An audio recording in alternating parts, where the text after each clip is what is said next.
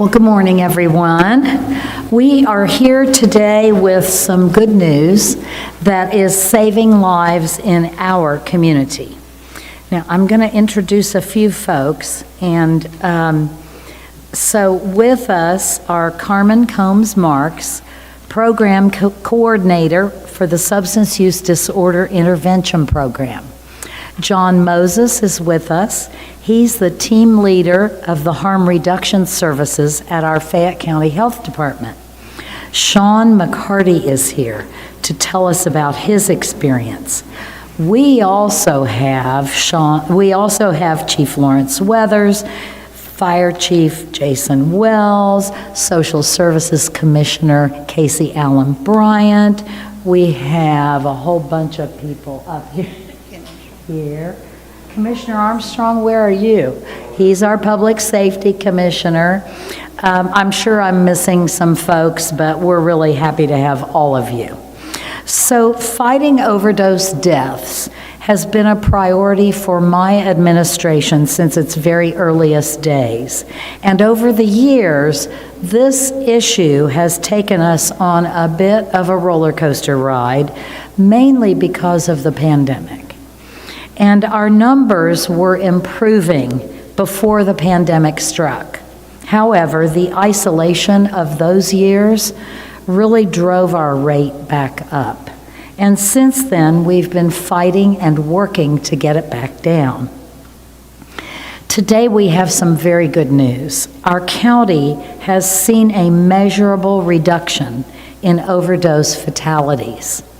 In 2023, and you will remember that 2023 we were still coming to the end of the pandemic. So in 2023, we lost 177 people to drug overdoses. In 2024, that number dropped to 120. That's definitely moving in the right direction. But this improvement came with a lot of hard work by a lot of people. It's a testament to the collaborative effects of local programs, organizations, healthcare providers, and harm reduction initiatives. Some of those organizations are represented here today: the Health Department, Community Paramedicine, Police, our first responders, our Social Services Substance Use Disorder Intervention Program, our substance use disorder agencies, and others. It is a big team effort. One example of this comprehensive approach is Scott Llewellyn. He is part of our program, and he is fondly known as Narcan Man. And he's awesome at what he does. He canvasses the community regularly to give away life-saving naloxone, a non-traditional approach to reach all people who might need naloxone. Since 2024 of January, that's a little more than a year, he has distributed over 5,000 naloxone kits. He is here today, and I really want to congratulate him because he does some pretty special work. Thank you, Scott. We also have our community paramedicine represented here. Community paramedicine resides in the fire department, along with all of our firefighters, and they all do a great job. Altogether, Lexington firefighters reversed 356 overdoses in 2024 alone. 356. Thank you.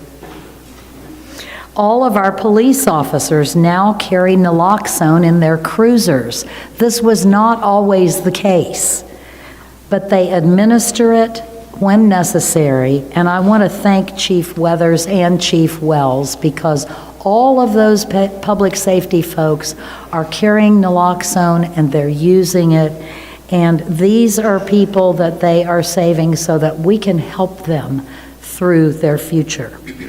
To continue to make improvements, I'm looking forward to the impact of the programs we will be able to invest in through opioid litigation funds.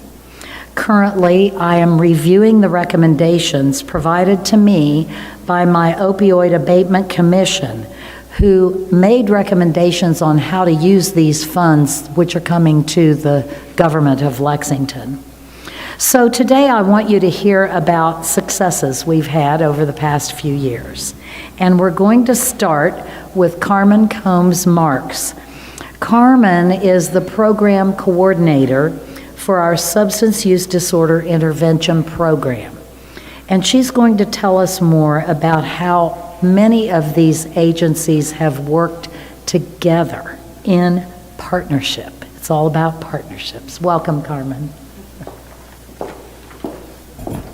Good morning, everyone. Thank you, Mayor, council members, commissioners that are here, my commissioner, Casey Allen Bryant, partners, and our neighbors here in the community. Thank you again for being here today. We're standing together at a pivotal moment in our city's fight against the opioid epidemic. Today, I'm proud to reinforce what Mayor has stated and share some encouraging news. Lexington has seen a 32% decrease in fatal overdoses over the past year. So that's definitely something to be proud of. This reduction in overdose deaths is proof that when a community unites around solutions, lives can be saved. While this is a moment of progress, we remain committed to further reducing overdoses, expanding access to treatment, and supporting recovery efforts. While every life lost is one too many, this decline represents real progress, real lives saved, and real hope for our community as it pertains to substance use disorder. This did not happen by chance. It happened because of collaboration of all of these folks here and many more, dedication, and a relentless commitment to fighting these crises head on. It's a community effort. This progress is a direct result of strong partnerships between our programs here at LFUCG, public health officials, first responders, recovery advocates, and harm reduction specialists and community organizations. Our collective efforts have made life-saving resources more accessible than ever. Widespread Narcan distribution, as Mayor spoke on, our SUDI outreach specialist, Scott Llewellyn, he ensures naloxone is available widespread in the community. The Narcan Man uses a non-traditional inclusive approach of meeting people where they are. This attributes to the success of our program.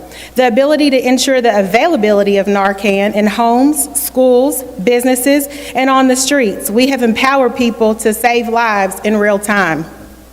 Collaboration with our paramedicine team has also lends way to the lives saved with their Leave Behind program, which ensures resources and services for those individuals who have experienced non-fatal overdoses. The expanded outreach and harm reduction with our local health department, as well as UKRF and other community partners, provides services such as mobile response, peer support specialists, street-level engagement, and have connected people to care before it's too late.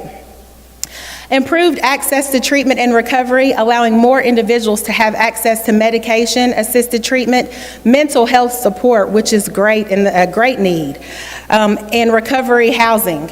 As a recovery-ready community, we are taking a multidisciplinary approach to collaborate with law enforcement, healthcare professionals, and nonprofits that have worked side by side to prevent overdoses and support long-term recovery. This is a turning point, not the finish line. This is a moment to acknowledge progress, but we know that our work is far from over. Every single person struggling with substance use deserves a chance at recovery. And every family affected by this crisis deserves our full support. We remain committed to sustaining and expanding those life-saving efforts. With the strategic use of opioid settlement funds, we will continue to invest in harm reduction, treatment access, recovery support, and prevention programs to drive these numbers even lower. A message to our community. Please, to those who are still struggling, help is here. You are not alone. To the families who have lost loved ones, we honor their memory to be fighting for a future where no one has to endure this type of pain. And to every responder, healthcare worker, volunteer, and advocate, thank you for your unwavering support. Looking forward, this is Lexington's moment, our moment to lead, to innovate and to show that if we come together, we can create meaningful change. We will not let up. We will keep pushing forward, and together we will continue to save lives. Thank you.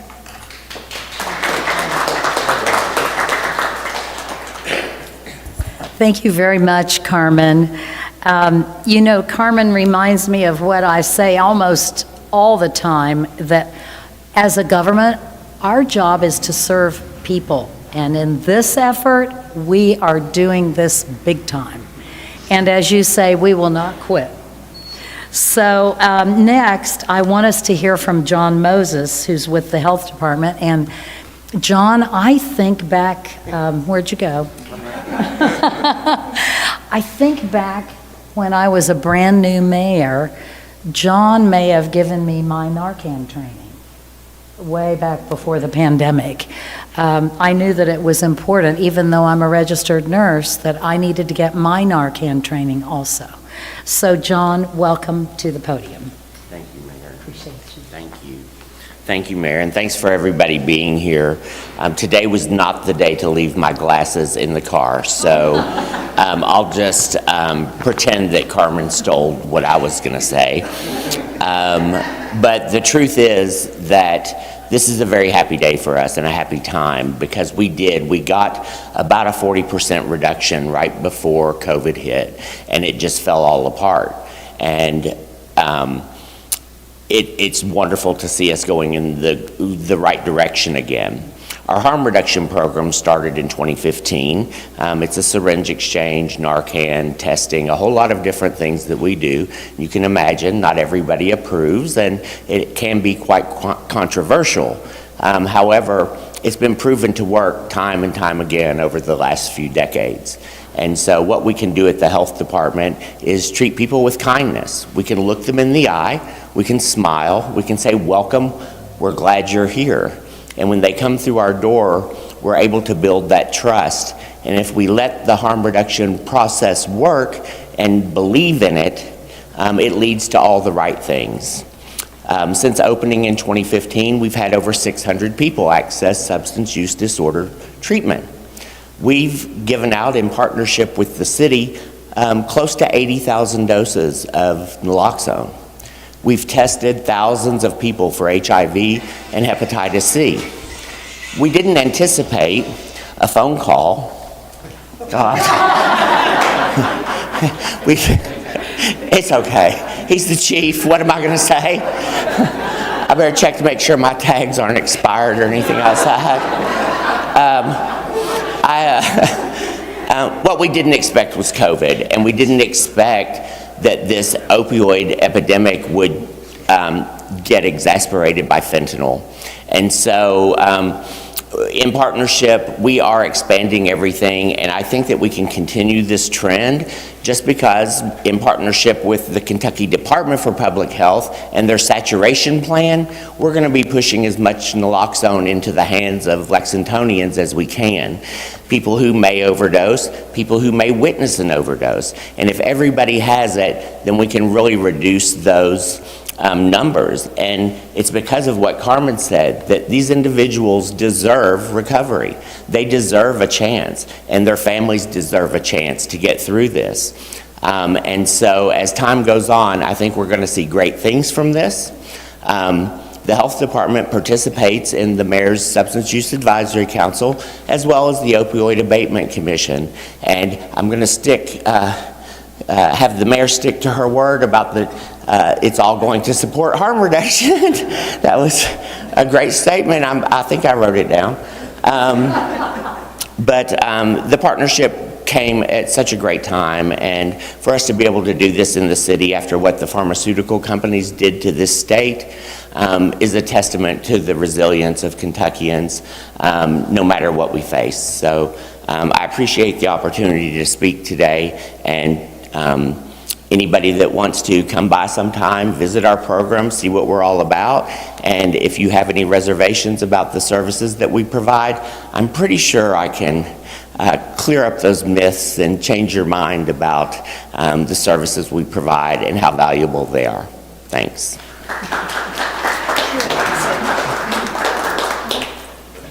Do you see why we love John Moses? Thank you so much. I just tell the truth. Yes, he just tells the truth, and just to put a fine point on one of the things you said, go to the health department and learn, get your training, learn how to use naloxone. You never know when you might need to. So anyway, finally, we wanted to give you an opportunity today to hear from a person who has overcome substance use disorder. And that person is Sean McCarty.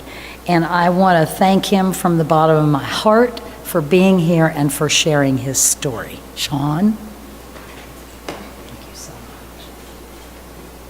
much. My name is Sean McCarty, and I'm an overdose survivor because of Narcan. It's been an overwhelming experience coming in here today and meeting the people who probably supplied the Narcan that saved my life. I was the face of addiction. Today, I'm the program coordinator for a place called Tracy's House. I'm a full-time student, small business owner. I'm in a motorcycle club that is Christians in recovery, spreading hope to people in addiction, and that's my purpose, is to help people like me. And that's the beautiful thing about, I guess Scott don't always get to see the results of his work, but these people that he's saving turn out to, that's their purpose, is to help people like them. So it's an ongoing thing, and I appreciate you, Scott. Everybody. Thank you.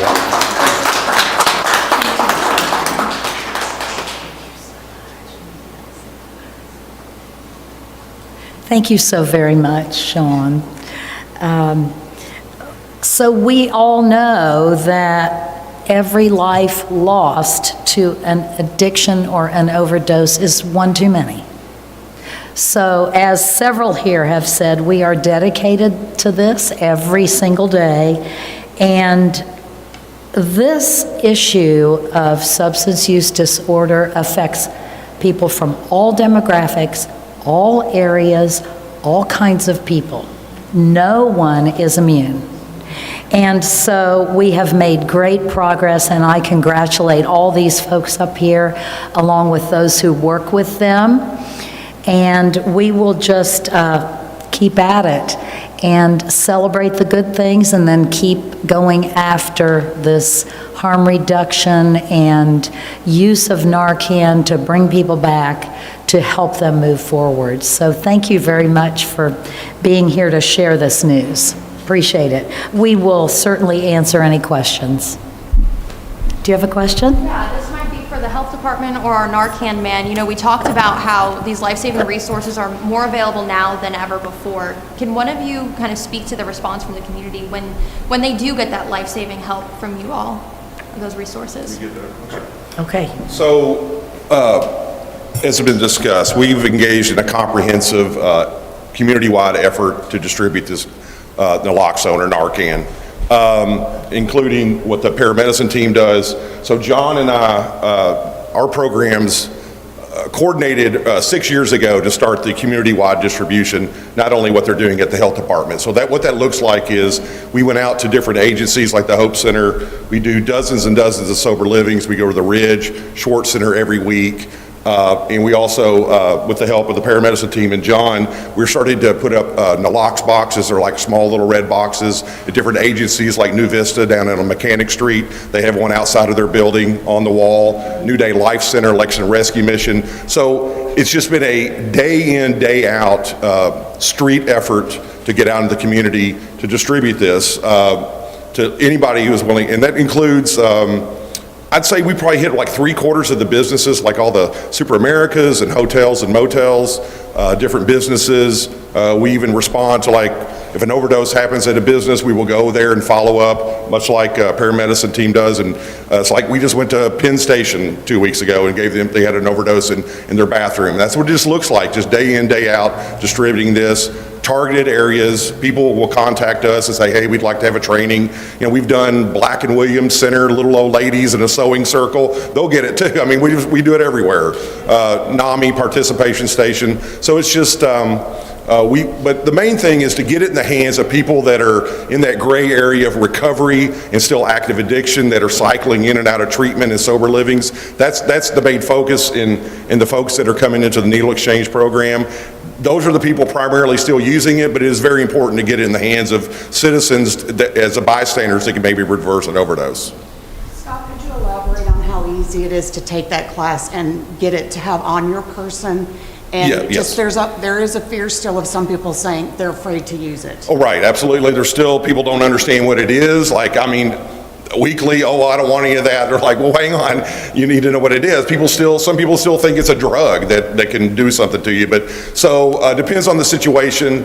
The health department has a little more comprehensive training, more designed for agencies and things like that maybe folks that really don't have any understanding of what we're dealing with. But so if I go into sober living, or say just go into down the New Day Life Center, it'll be a very quick, a lot of folks don't have the attention span, be honest, and just are in a hurry. So we can just do a real quick 1 to 2 minute breakdown, let them make sure they know the basics of it, and get some Narcan in their hands. And that's what it looks like. And talk about I want him to talk about the fact that it's very safe.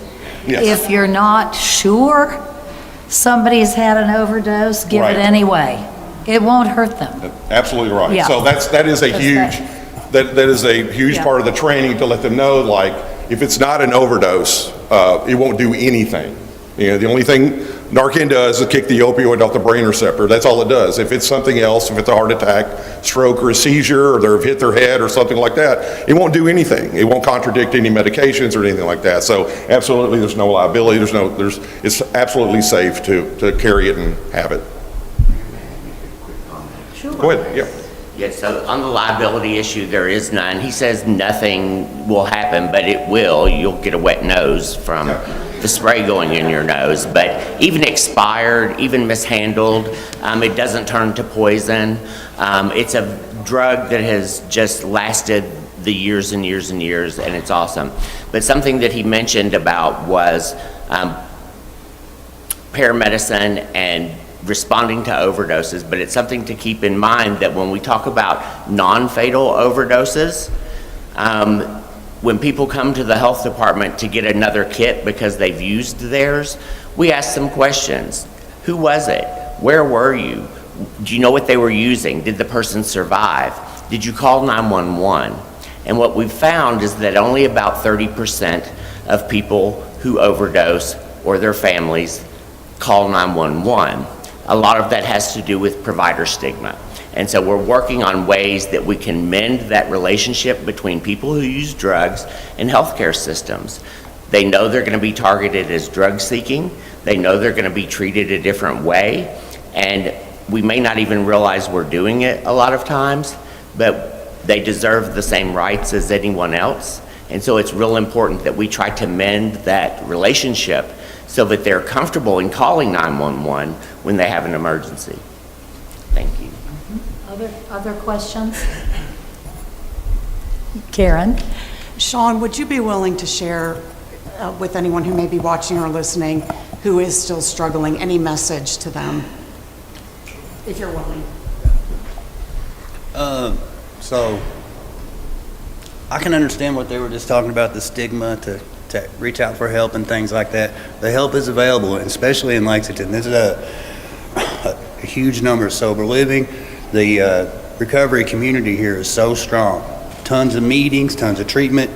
Reach out, call somebody, call anybody. And Narcan, it saved me several times. So, is that good? Other questions? Can I add to that? If anyone is struggling and you're unsure on who to call, where to go, feel free to call our office. We are in social services, the substance use program. We're more than happy to direct you and to connect you with the necessary services that you may need: treatment, recovery, housing. Scott is a peer support, so we can connect you with sponsors perhaps, but it's definitely important that you work the program and that you're consistent and dedicated. We may want change for you, you. All of us may want change, but we're interested in meeting you where you are, and you have to want that change, and when you're ready for that change, we are here for you to make those connections to get your sobriety journey started. Mayor, are you encouraging all city employees to get trained and carry it? Yes, I think not only city employees, anybody who lives here in Fayette County should try to get training. It was very helpful for me just to know that I'd had my training, and I keep my Narcan with me, because you really don't know when you're out and about in a city like ours when you might need to use it. So yes, I think the more people who are trained and who carry Narcan, the better for our community. What else? Yes.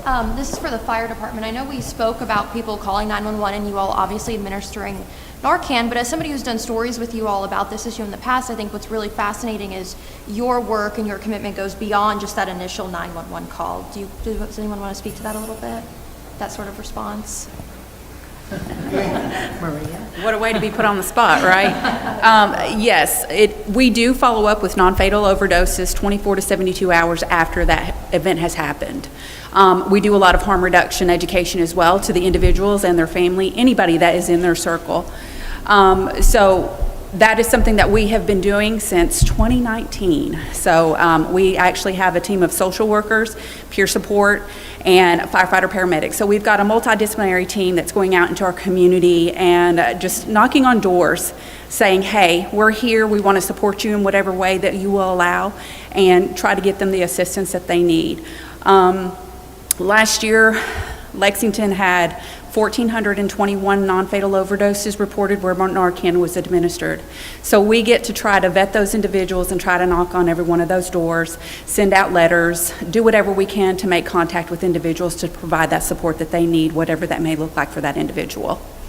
Thank you. It's a huge effort by a lot of people, and we thank each and every one of them. So thank you all for being here.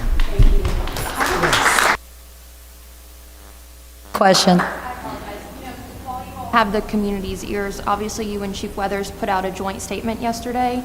I don't know if you all wanted to continue on that or reiterate that to the community now while you're here together. I don't really think there's any new information, which, if that's what you're If you asking kind of wanted to for. speak to the same, obviously the message is and has been that we need the community's help. So I don't know if you wanted to take this opportunity to. The community is a huge part of public safety, and I know Chief has put this up. I just think everybody should know that our whole effort around prevention, intervention, enforcement, and reentry, the pair concept with One Lexington, that's a continuous thing,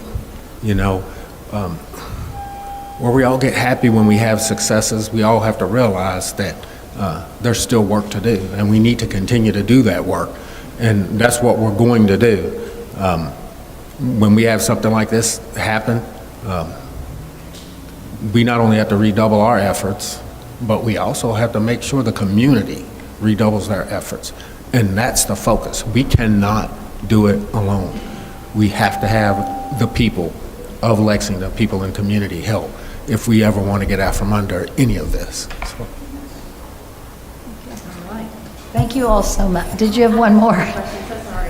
Can you speak on the economic impact of the Sweet 16 tournament and the NCAA tournament, the first two rounds? Oh, we're going way off here, aren't we? Sorry, yeah. Well, yes, and we're really excited that Lexington again is hosting the Kentucky High School Athletic Association Sweet 16. The high school boys and girls teams are coming, and I don't know the exact number, but it's in the millions and millions of dollars, that economic impact of people from all over Kentucky coming to Lexington, and they're watching the games, they're eating in the restaurants, they're staying in the hotels. So it's very important to us. It's a very exciting time. Yeah, thank you. All right, thank you. That was good.